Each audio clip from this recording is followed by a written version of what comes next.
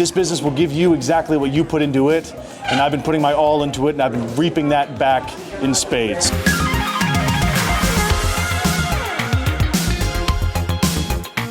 Hey guys, welcome back to another interview here on Tone In Entertainment. Today we're at Turnbuckle Championship Wrestling, and I'm joined by Joey Holliday. Yes, you are. How are you doing?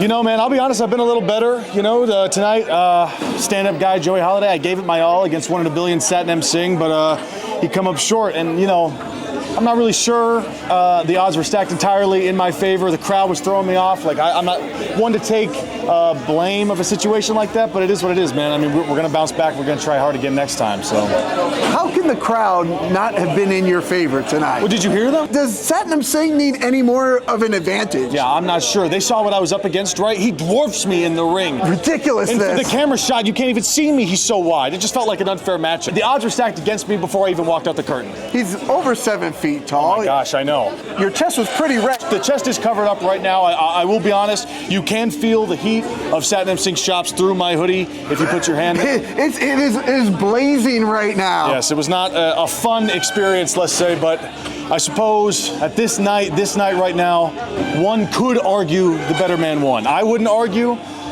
but it certainly seemed like some fans in the crowd might be arguing that tonight. Wow, he had the little kids, they were going crazy for him. I know, there was like an army. It was an army, it was ridiculous out there. Ridiculous. Ridiculous. Well, Joey Holliday, let's talk a little bit about how your professional wrestling journey began. Oh, please. I mean, I started pro wrestling in the fall of 2018, and I pursued it for about a year and a half. I was actually training before the Nightmare Factory was called the Nightmare Factory at QT Marshall's old school, One Fall Power Factory for a time, before the coronavirus sent me packing. I'm from Minneapolis, Minnesota, and so I saw the writing on the wall, and unfortunately at that time I packed my boots. I gave up on wrestling, I gave up on the business, I started to pursue other things like acting and theater and comedy and things of that nature. And you know, I don't like to speak in hyperbole, this is not a joke. I would have dreams about getting back in the ring.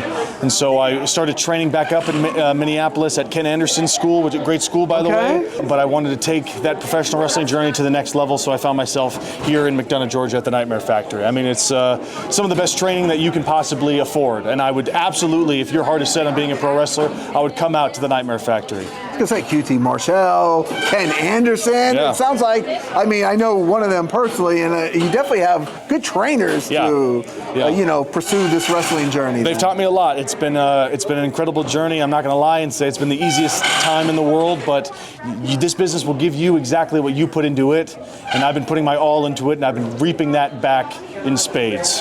What would you say is the biggest lesson you've learned about yourself? The biggest lesson I've learned is to never quit and never give up. I know that sounds cliche. I'm sure a lot of wrestlers, a lot of athletes, a lot of people in any profession might say that, but I quit wrestling. I thought wrestling was not for me, and I spent 3 long years trying to figure out who I was supposed to be in this world. And if I had never quit, I would have had 3 more years of experience than I do now. And so, but it's never, you know, you can never look back like that. You just always got to keep moving forward. So if you're out there, if you're struggling with something, but you know deep down that your heart is really set, I would say to you to never give up. It is never worth giving up. Well, great words to live by. Is there anything else cool you have coming up that we should know about while we have you here? We're going to be having the showcase coming up here some point in the future in December. If you happen to be in the Midwest, in the Twin Cities, I also I still run a theater company out there called An Alleged Theater Company. We do original comedic work in the Twin Cities. If you happen to be up there at the summer, we'll be in the Fringe Festival this year, so come out if you want to see some laughs. Who knows? I mean, if I'm getting laughed at in the audience, I don't know.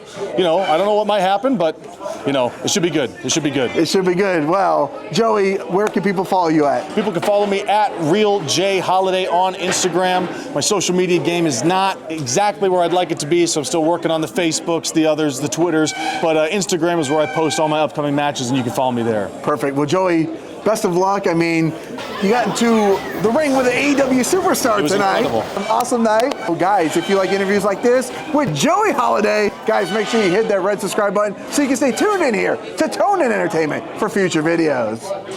Subscribe to the channel. Do it. Go now. Do it now.